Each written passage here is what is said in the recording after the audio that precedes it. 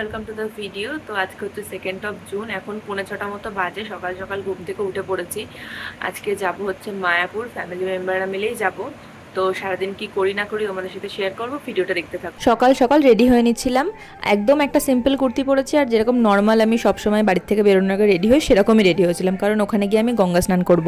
আমি এখনো pro vlogger হয়ে যাইনি, যার জন্য এখন ভয়েস ওভার দিয়ে তোমাদের সাথে মেমোরিগুলো শেয়ার করছি। এই জিনিসগুলো একটু অ্যাডজাস্ট করে নিও তোমরা, আস্তে আস্তে আমি শিখবো আরও। এনিওয়ে, আমি তো গলির সামনে ওয়েট করছিলাম একটা ব্যাগ নিয়ে, আর একটা ব্যাগ হয়েছিল আমাদের। আর ওইখানে মারা তো বাড়ির সামনে থেকে টোটোতে উঠছে, কারণ বাড়ির পাশে এক কাকার টোটো, তো ওরা বাড়ির সামনে থেকে উঠেছে, আমি একটু এগিয়ে এসেছিলাম। তারপর কাকিমা, ছোটকা ভাই, আমার আর একটা কাকিমা সবাই মিলে আমাদের এসেছিল সি অফ করতে। আর এখানে আমি, মা, বোন, আমার বড়দি সবাই বেরিয়ে পড়েছি। টোটোতে করেই যাচ্ছিলাম। প্রথমে চলে গেছিলাম রানাঘাট স্টেশনে। যে ট্রেনটা ধরবো বলে গিয়েছি সেটা ক্যান্সেল ছিল, যার জন্য আমরা অনেকক্ষণ ওয়েট করলাম। তারপরে তো ট্রেনও আসলো, পরের একটা ট্রেন, সেটাতে আমরা উঠে পড়েছি। আমি, মা, বোন, বড়দি সবাই তো ছিলামই। ওরা ওই পাশটাতে বসেছিল, আমি এই পাশে বসেছিলাম। দেন 35 মিনিটস মতো পরে আমরা কৃষ্ণনগর স্টেশনে পৌঁছে যাই, আর ওখানেই ছোটদিদা আর মাসি আমাদেরকে জয়েন করলো। তো ওরাও যাচ্ছিল আমাদের সাথে, আমার বাবা যায়নি। আমরা এই কজন মিলেই গেছিলাম, আমাদের লেডিস গ্রুপ। আর তারপর তো আমরা অটোতে উঠে পড়ি কৃষ্ণনগর স্টেশন থেকে ফেরিঘাট যাওয়ার জন্য, যে ঘাট থেকে পার হয়ে আমরা মায়াপুর যাব। তারপর তো আমরা ফেরিঘাটে পৌঁছেও যাই, আর ট্রলারে করে পার করলাম জলঙ্গি নদী। যেমনটা বললাম যে আমি এখনো প্রো ভ্লগার হয়ে উঠিনি, তাই কিছু কিছু জায়গা ভয়েস ওভার থাকবে, কিছু কিছু র ফাইল থাকবে। আমি ভিডিওটা একদম একটা মেমোরি হিসেবে রাখতে চেয়েছি।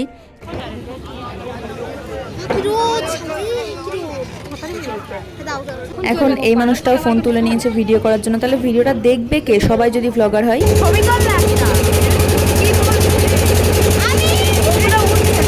ঘাটটা পার হতেই দেখলাম একজন লেবু জল বিক্রি করছে, তো আমরা দাঁড়িয়ে পড়লাম খেতে। আর এখানে ছোটদিদা আমাদের সাথে মজা করছে, দেখো। এসাইনি শরবত খাবি? হ্যাঁ হ্যাঁ, খাবো তো। খুব ঠান্ডা, একটু খা। ঠান্ডা? তুমি না বলে জানতামই না। একদম বরফের ঠান্ডা। আমি ভাবলাম তো গরম হবে। খেয়ে দেখ টেস্ট। টাকাটা বলেন চলে যাচ্ছে। গরমের মধ্যে লেবু জল কার না ভালো লাগতে পারে। তো লেবুর জল টল খেয়ে আমরা যাচ্ছিলাম টুয়ার্ডস আওয়ার হোটেল। তো বেসিক্যালি আমরা যে হোটেলটা বুক করেছিলাম সেটা একটা আমার ফ্রেন্ডের সাজেশন ছিল। হোটেলের স্টাফদের সাথেও ওই কমিউনিকেট করে আমাদের রুমটা বুক করে দিয়েছিল। তোমরাও যারা মায়াপুর যাচ্ছ, নাইট স্টে করবে, তারা থাকতে পারো হোটেলটাতে, দ্য রয়্যাল প্যালেস। এখনো অত বড় ইউটিউবার হয়ে যায়নি যে প্রমোশনাল ভিডিও করছি, একদমই এটা প্রমোশনাল না। মায়াপুর ইস্কন টেম্পলের যে মেন গেট, ওখান থেকে 3-3.5 মিনিটের ওয়াকিং ডিস্টেন্স হবে। স্টাফদের বিহেভিয়ার আর রুমের প্রাইস সবকিছুই ঠিকঠাক লেগেছিল আমাদের। আমার মা এখানে অ্যাজ অলওয়েজ ঘুমিয়ে পড়েছে, আর বাঙালিদের ডিসকাশন জীবনেও শেষ হবে না। চলো চলো স্নান করে আসি। হ্যাঁ, আমিও তো তাই করবো, সেই বুঝেই একটা বাজে জামা পরে এসেছি। হ্যাঁ, রেডি হয় না। আমরা কিন্তু এসে কিন্তু আয়না নেব আমরা, ঠিক আছে? গঙ্গার থেকে স্নান টান করে এসে এখানে রেডি হয়ে গেছি। আমি একটা স্কার্ট আর একটা টপ পরেছিলাম। আর এখানে আমি, ছোটদি, আমার বোন, মাসি সবাই মিলে যাচ্ছি, আর পেছনে মা আর বড়দি ছিল। এই মন্দিরের চূড়াটা দেখলে যেন একটা আলাদাই ভালো লাগে সব সময়ই।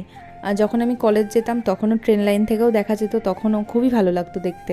এবার আমি নিজেকে দেখাচ্ছি, কারণ আমি তখনও প্রো ভ্লগার হয়ে যাইনি, তাই আমাকে কেউ ক্যামেরা ধরে হেল্প করে না। সেসব দুঃখের কথা বাদ দাও, আর আমাকে কেমন লাগছে সেটা কমেন্ট করে জানিও। মন্দিরে ঢুকেই প্রথমে আমরা খাবারের টিকিটটা কেটে নিয়েছি, কারণ ওটা একটা লিমিটেড সময় পর্যন্তই পাওয়া যায়। 11:30টায় গিয়েও আমরা সব থেকে যেটা স্পেশাল থালি গদা ভবনে সেটা পাইনি। তার নিচে যেটা ছিল 80 টাকা করেছিল, এই কুপনটা আমরা কেটে নিলাম। তারপর একদম ঠাকুর দর্শনের জন্য চলে যাচ্ছিলাম। আর ভেতরে তো ফোন এলাও ছিল না, ভেতরে তো আর ভিডিও করা পসিবল হয়নি। আর এই বাইরেই যেটুকু যা ভিডিও করতে পেরেছি। তারপর মন্দিরের ভেতর ঢুকে ভোগ আরতিটা এক্সপিরিয়েন্স করলাম, সেটা একটা অনবদ্য এক্সপিরিয়েন্স। খুব ভালো করে দর্শন টর্শন করে আমরা চলে গেছিলাম অ্যারাউন্ড 1-1:30টার দিকে গদা ভবনে খাওয়া দাওয়ার জন্য। তো ওখানে প্রচুর লাইন ছিল বিল্ডিংয়ে ঢোকার জন্য, বাট কুপনের ওখানে এতটাও লাইন ছিল না। যাই হোক, অনেকটা লাইন পেরিয়ে আমরা ঢুকলাম ভেতরে এবং খাবারটাও খেয়েছি। অনেস্টলি খাবার দাবার আমাদের খুব একটা ভালো লাগেনি। 80 টাকা অনুযায়ী খাবারটা একদমই ওয়ার্থ ইট ছিল না। তবে গদা ভবনের 80 টাকার কুপনটাতে কিন্তু খাবার আনলিমিটেড ছিল, হয়তো পায়েসটা আনলিমিটেড ছিল না, আমি নিইনি তো বলতে পারবো না। আমি জাস্ট সত্যিটা বললাম, এটা তো ঠাকুরের ভোগ বা প্রসাদ না, তাই নিজের মতামতটা শেয়ার করলাম। কেউ যদি আমাকে কিছু বলে, আমার কোনো কিছু করার নেই। রুমে ফেরার পর মা আমাকে শুধু জল কিনতে পাঠিয়েছিল, বাট আমি তালশাঁসও নিয়ে এসেছিলাম, কারণ আমি যেখানে দেখি আমি লোভটা সামলাতে পারি না একদম। ওকে দেখে মনে হচ্ছে চুরি করে দুধ খাচ্ছে। আস্তে আস্তে আস্তে আস্তে।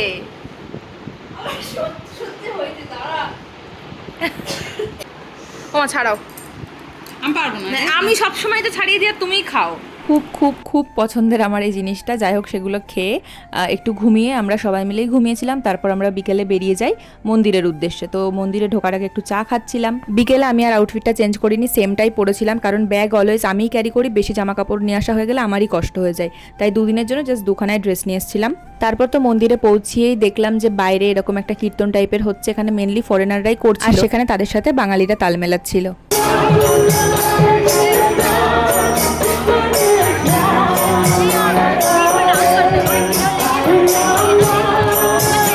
আর এখানে তো আমি নিজে নিজে তিলকটা দেখছিলাম আর ভাবছিলাম খুব একটা ভালো না পড়াতে পারিনি, ব্যাকাটেরা পড়িয়েছিলেন যিনি পড়িয়েছিলেন আমাকে। সো মায়াপুর আমি এর আগে যখন গিয়েছিলাম তখন খুবই ছোট ছিলাম, তো ছোটবেলায় সে মেমোরিগুলো মনে পড়ে গেল এই হাতিগুলোকে দেখে। আমরা সেই ছোটবেলায় যখন গিয়েছিলাম, যে কটা বাচ্চা গিয়েছিলাম, মানে হাতিকে সেই খাবার খাওয়ানোর জন্য, ঘাস খাওয়ানোর জন্য সব ব্যস্ত হয়ে গিয়েছিলাম আর কি। এদেরকে দেখে সেই ছোটবেলায় সেই দিনটা যেন মনে পড়ে গেল আবার।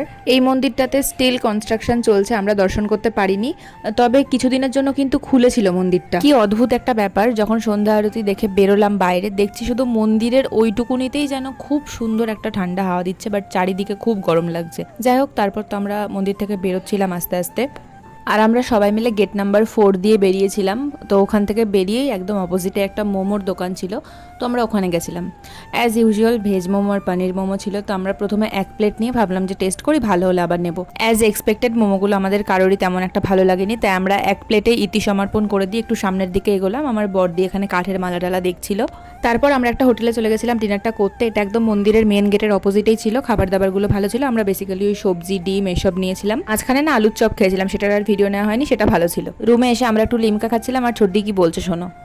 কি আছে এর মধ্যে সেটা কি তোরা জানিস? সাদা সাদাই তো দেখাচ্ছিস, সব জল ভাবিস না জানো?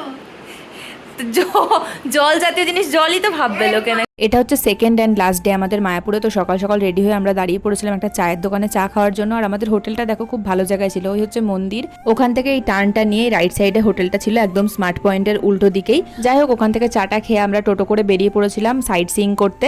অনেকগুলোই মন্দির দেখেছিলাম, আর সবগুলোর এক্স্যাক্টলি নাম মনে নেই, সেটা যদিও কোনো গর্বের বিষয় না, মনে রাখতে পারিনি। যাই হোক, আর আমাদের থেকে এই দাদাটা না 400 টাকা মতো নিয়েছিল, সাইডের সব মন্দিরগুলো দেখিয়েছিল। নবদ্বীপ কিন্তু না, মায়াপুরের যে আশেপাশে যে মন্দিরগুলো সেগুলো দেখিয়েছিল।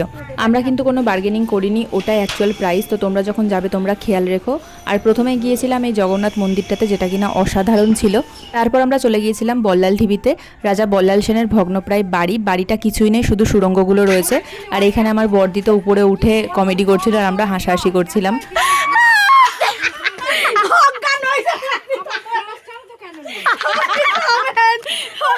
তারপর নেক্সট একটা মন্দিরে ঢোকার আগে আমরা একটুখানি খেলাম আখের রস। আখের রস আমার খুব পছন্দের একটা জিনিস। তারপর তো আখের রস টস খেয়ে মন্দিরে ঢুকলাম। আর এই মন্দিরটার ভেতরে না পার্ট বাই পার্ট অনেকগুলো মন্দির ছিল, আমাদের ঘুরতেও টাইম লেগেছিল। আর এই মন্দিরের ভেতরেই ছিল রাধাকুণ্ড, শ্যামকুণ্ড। তো এই কুণ্ড অর্থাৎ এই পুকুরগুলোর মধ্যে ভীষণ বড় বড় মাছ ছিল। একটা পুকুরে ছিল কাতলা মাছ ভর্তি, একটা পুকুরে কাতলা মাছ, শোল মাছ, তেলাপিয়া মাছ এইসব ছিল। আগে কখনো আমি দেখিনি এরকম মাছ গিজ গিজ করা পুকুর, দেখে তো অসম্ভব ভালো লাগছিল। আর এই ছোটো ছোটো মাছগুলো তো চাক বেঁধে একদম ডাঙাতেই ছিল বলতে পারো। খুব ভালো লাগছিল দেখতে।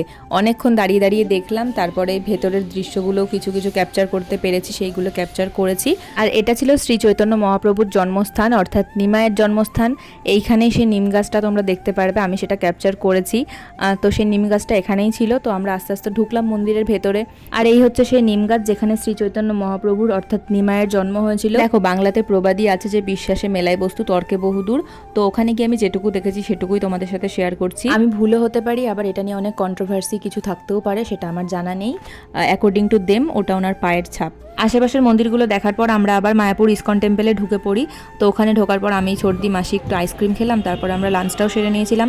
তারপরে এই যে এখানে অখণ্ড কীর্তন হয় মন্দিরে ঢুকেই লেফট সাইডে, তো সেখানে বসেছিলাম। এই কীর্তনটা নাকি সারা জীবনেও থামবে না, আমার মা এরকম বলছিল, মানে ব্যাক টু ব্যাক লোক চেঞ্জ হবে, কীর্তন থামবে না। ওখানে খানিকক্ষণ বসে সময় কাটানোর পর আমরা ডিসাইড করলাম যে আমরা টোটো করে কৃষ্ণনগর যাব। তো যে দাদার টোটোতে করে আমরা সাইট সিইং করতে গেছিলাম, তো সেই টোটোতে করে আমরা আবার কৃষ্ণনগর আসলাম। কৃষ্ণনগর থেকে তো ওরা বাস স্ট্যান্ডে চলে গিয়েছিল, আর আমরা ট্রেনে করেই বাড়ি ফিরলাম, মানে রানাঘাটে। ফাইনালি এখন আসলাম বাড়ি, এখন বিকেল 4টে মতো বাজে। ভিডিওটা এই পর্যন্তই থাকলো, ভালো লাগলে একটা লাইক আর চ্যানেলটাকে করে দিও সাবস্ক্রাইব। নেক্সট কোনো ভিডিওতে আবার দেখা হচ্ছে। তো এখনকার মতো বাই।